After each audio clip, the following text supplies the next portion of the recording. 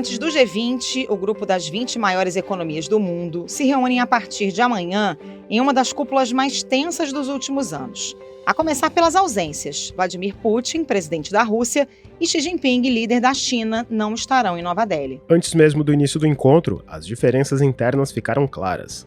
A começar pela guerra na Ucrânia. Países do Ocidente, como os Estados Unidos, querem maior pressão sobre a Rússia, mas nem todos são a favor de medidas como sanções contra Moscou. Países ocidentais, do G7, estão Rússia e demais países também. Então, é um foro que reúne todos e, naturalmente, o tema da Ucrânia não é ignorado.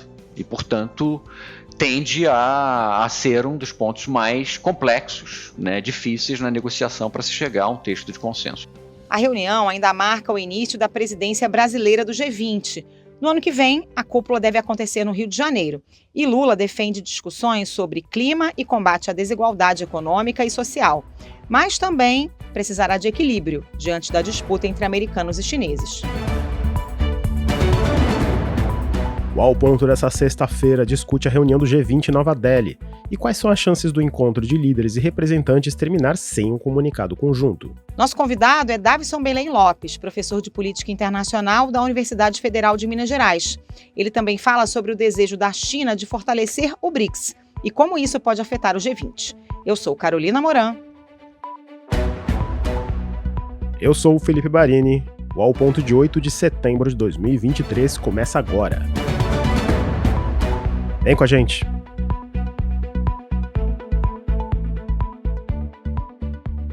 Professor Davison Belém Lopes, é sempre um prazer tê-lo aqui no Ao Ponto, ainda mais para falar de um assunto que tem tantas nuances e tanto para ser dito, que a reunião de cúpula do G20 começa amanhã em Nova Delhi e ela já é marcada por disputas, ausências e polêmicas. A gente vai falar um pouco delas ao longo do episódio, mas a gente começa essa conversa com uma pergunta daquela simples. Essa pode ser considerada uma das reuniões mais fragmentadas do grupo desde o surgimento? Pois é, Felipe, um prazer estar na companhia de vocês novamente. Eu acho que se trata de uma reunião que tem a possibilidade de ser histórica, sim. De fato, existe uma macrodivisão que vai se desenhando, aquela entre, de um lado, os países ricos do G7 e, de outro, os países do BRICS expandido. Curiosamente, esse vai ser um espaço para interação entre esses dois blocos e a primeira interlocução entre esses dois grandes grupamentos após a já célebre e também histórica reunião de Joanesburgo, em que houve a expansão do BRICS. Então, sim, concordo com você, vai ser uma reunião bastante fragmentária. Começando pelas ausências, professora, a mais sentida com certeza vai ser a do presidente chinês Xi Jinping, que não explicou muito bem por que não vai a Nova Delhi, né? O que pode estar por trás dessa decisão? Difícil especular sobre as razões específicas, pontuais para essa ausência do mandatário chinês Xi Jinping, mas acho importante resgatar um dado que é de conhecimento geral, que é a relação turbulenta, tumultuada entre China e Índia. Vez por outra, essa relação tensa acaba desaguando até em conflitividade nas regiões de fronteira, especialmente. Então, eu não fico de todo surpreso com essa ausência, ou seja, a China não está com essa atitude, ela não joga água no moinho dos indianos, por assim dizer, não é? Ela esvazia um pouco de sentido essa reunião. Agora, para além disso, é importante também especular sobre razões de natureza doméstica. Me parece que há problemas internos na China que podem ter ou estar consumindo a agenda do presidente Xi Jinping. Há questões econômicas importantes neste momento e eu acho que a gestão dessas questões domésticas pode ter sido também decisiva. Voltando ao início da minha fala, é realmente difícil especular sobre o que teria sido o motivo para determinar essa ausência do presidente chinês.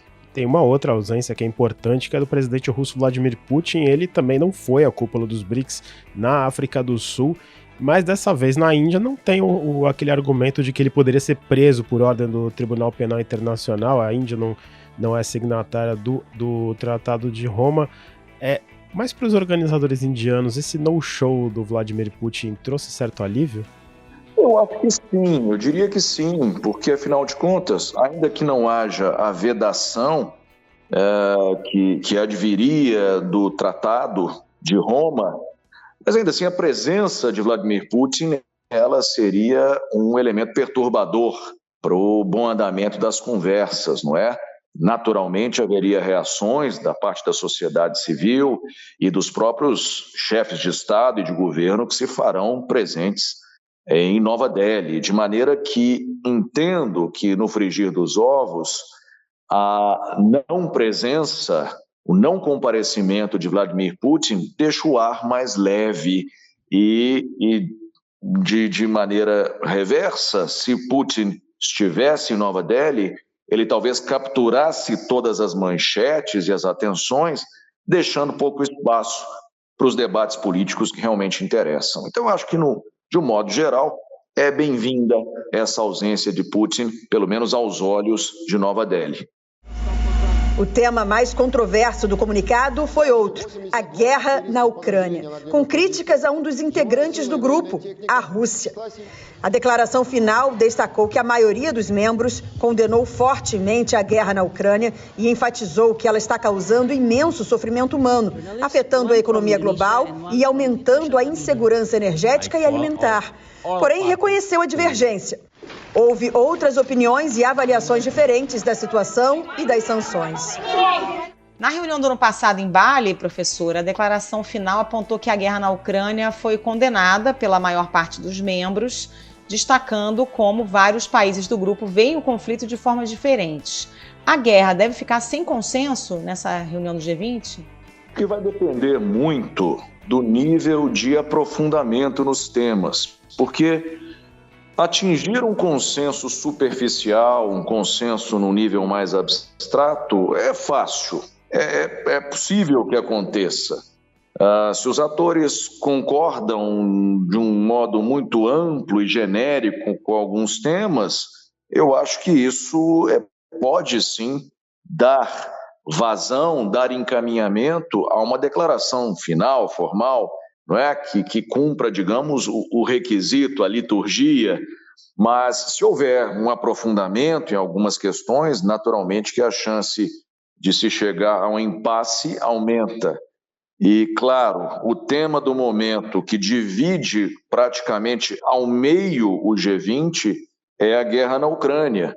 Se houver alguma referência mais frontal à questão, e as chances de haver uma declaração consensual ao fim do encontro diminuem muitíssimo. Então tem chance da gente acabar o encontro do G20 sem uma declaração conjunta? Sempre tem chance, eu acho improvável, eu acho realmente que não vai acontecer esse cenário. Mas, novamente, se alguns atores insistirem em transformar determinados temas espinhosos, polêmicos, no centro da pauta, aí sim isso pode acontecer. O Brasil assume a presidência do G20 e o presidente Lula diz que vai levantar discussões sobre desigualdade, desequilíbrios econômicos e combate à pobreza, quer levantar um grande movimento mundial de combate à fome, enfim, vai nessa linha. Mas ele também vai ter pela frente um outro desafio, que é o embate entre Estados Unidos e China. Como é que o Brasil pode atuar nesse ambiente de competição sem deixar de lado as suas prioridades? A estratégia de Lula vem sendo, desde o início da sua gestão,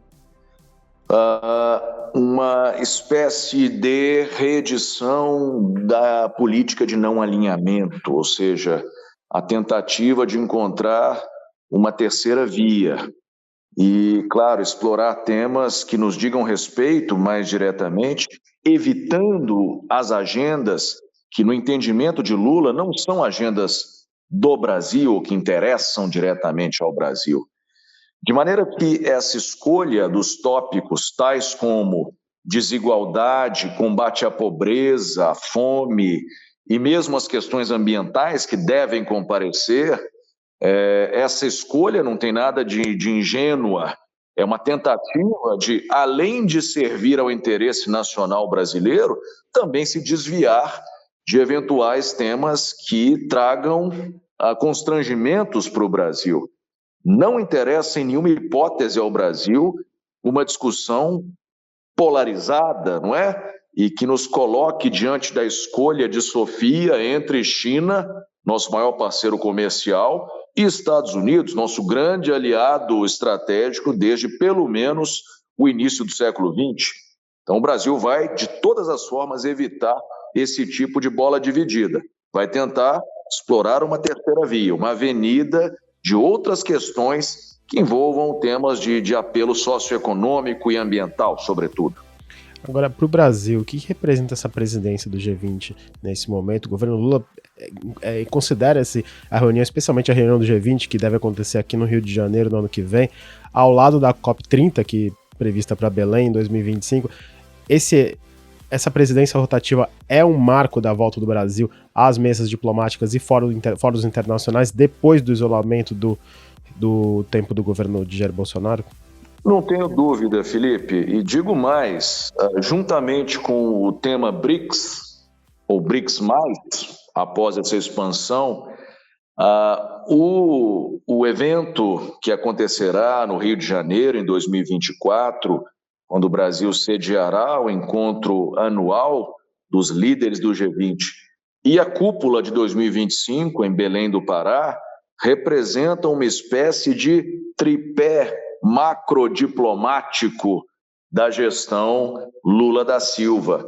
São os espaços, os foros em que se articula a inserção internacional do Brasil, os espaços prioritários, não é? Para um tipo de inserção mais plurilateral ou multilateral. O Brasil vai tentar fazer desses eventos e dessas ocasiões vitrines. O Brasil vai se mostrar para o mundo e, naturalmente, tentar difundir algumas ideias, puxar algumas alavancas que possam se reverter em ganhos diretos para o nosso país. Eu acho que é disso que se trata, ao fim e ao cabo. A relevância dos BRICS é confirmada pelo interesse crescente que outros países demonstram de adesão ao agrupamento. Entre os vários resultados da cúpula de hoje, ressalta a ampliação dos BRICS com a inclusão de novos membros.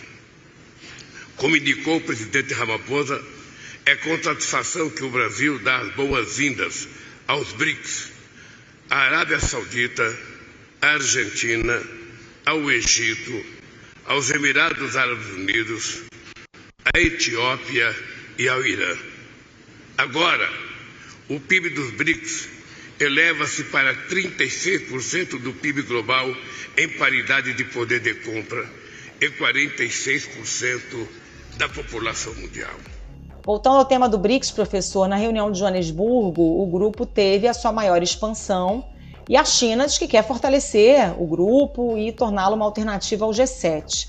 Diante de um possível choque entre esses grupos de influência, o G20 pode ficar enfraquecido no futuro? Eu duvido muito de que isso aconteça. Eu, sinceramente, acho que desde 2008, quando o G20 se torna um fórum efetivamente relevante, a gente tem que se lembrar de que antes disso já havia G20, mas é a crise de 2008 que projeta o G20 ao primeiro plano das relações internacionais. É quando o G20 deixa de ser um encontro mais ou menos anódino de ministros de finanças, de economia, e passa a ter um grande encontro de líderes globais. Ou seja, nos últimos 15 anos, o G20 se tornou um espaço que é mandatório para a discussão das questões de coordenação econômica internacional. Eu não vejo ameaça possível a esse espaço. É importante, que bom que ele existe, os Estados têm que conversar, têm que encontrar mesa de negociação, é fundamental que isso aconteça. Agora, é claro que há questões por serem processadas. Essa expansão do BRICS, eu acho que pegou muita gente de surpresa, pela velocidade com que se deu, pelo desenho final. Acho que nem tudo ali foi antecipado pelos atores. Então vai ser necessário algum tempo para se entender essa nova configuração geopolítica, como é que vai funcionar. mas eu não acho que o G20 esteja ameaçado em nenhuma hipótese. Agora, ainda no tema do BRICS, desse BRICS+, como o senhor bem pontuou, no caso de Brasil e Argentina, os Estados Unidos vêm adotando uma pressão para se aproximar e para trazer o Brasil e a Argentina mais perto na questão, por exemplo, da Ucrânia. Os países ocidentais eles têm aumentado seus envios de arma, têm reforçado apoio diplomático à Ucrânia, defendido medidas mais duras como sanções contra a Rússia. A gente deve ver uma intensificação dessa pressão para que Brasil e Argentina se juntem, ou essa neutralidade que a gente vê hoje ela vai ser um pouco mais, digamos, respeitada? Eu tenho a impressão de que o evento sediado em Nova Delhi ele não dará tanto espaço ao tema da guerra na Ucrânia, como, por exemplo, aconteceu lá em Hiroshima, no encontro do G7 no Japão, no início deste ano, de 2023. Eu não acho que isso vai acontecer. O conselheiro de Segurança Nacional americano disse hoje que o presidente Joe Biden quer conversar com o presidente Lula e com o primeiro-ministro indiano Narendra Modi. Os dois países adotam postura de neutralidade em relação à guerra na Ucrânia. Jake Sullivan foi perguntado se Biden pressionaria os dois a mudarem essa posição. Sullivan disse que pressionar não é a palavra certa, mas que Biden quer conversar sobre o papel construtivo que os dois países podem exercer para garantir a soberania e integridade territorial da Ucrânia. Eu realmente entendo que, embora Brasil e Argentina sejam, no marco do BRICS, os países mais ocidentalizados, por assim dizer, não é? Eles não se encontram também inclinados a abraçar qualquer tipo de postura de alinhamento à OTAN, aos Estados Unidos, e já deram mostras reiteradas ao longo do tempo, ao longo desse mais de 1 ano e meio de guerra na Ucrânia. Então, eu não vejo isso como também um cenário plausível, não é? A pressão pode até acontecer, sempre acontece, é do jogo, é da política, mas eu não vejo chance de ela se reverter em qualquer alteração de curso por parte de Brasil e Argentina. Aliás, um detalhe aqui para a gente fechar, chamou a atenção como a Índia tem usado um tom nacionalista na promoção do encontro, inclusive usou o termo Bharat, em vez de Índia, que remonta a antigas escritas indianas e é um dos nomes oficiais do país, usou esse nome Bharat nos documentos oficiais. O premier, Narendra Modi, vai enfrentar eleições no ano que vem. Esse nacionalismo manifestado aí também no G20 faz parte do discurso eleitoral dele? Modi é um líder muito popular na Índia, não é? Ele é um dos campeões de popularidade no mundo, inclusive. Um tipo de evento como esse sempre serve ao propósito de jogar luz, holofote sobre o líder nacional. Mas eu acho que a questão indiana vai muito além, convenhamos. A Índia hoje já é a terceira economia do mundo em paridade de poder de compra.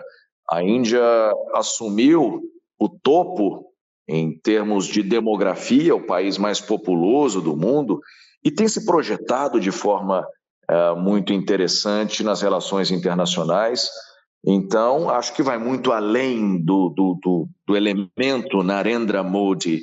A Índia é uma das grandes potências do mundo contemporâneo, se projeta como uma grande potência para o futuro, e eu diria até que essa saliência do evento em Nova Delhi é mais consequência da emergência indiana do que o contrário, não é? Do que causa disso.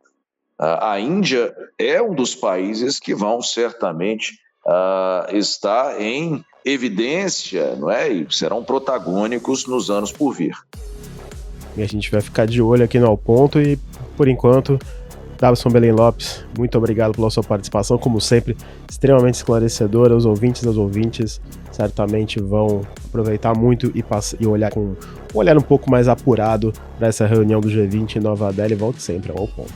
Muito obrigada pela participação, até a próxima. Prazer enorme falar com você, Carolina, Felipe, e contem comigo sempre, às ordens.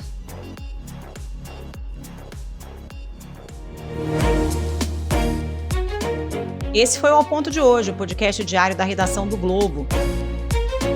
Nessa conversa a gente conta com a participação de toda a equipe do jornal, as mesmas pessoas que levam até você informação e análise de qualidade todos os dias. Quer saber mais? Assine o Globo. Acesse assineoglobo.com.br e confira todas as notícias e reportagens especiais.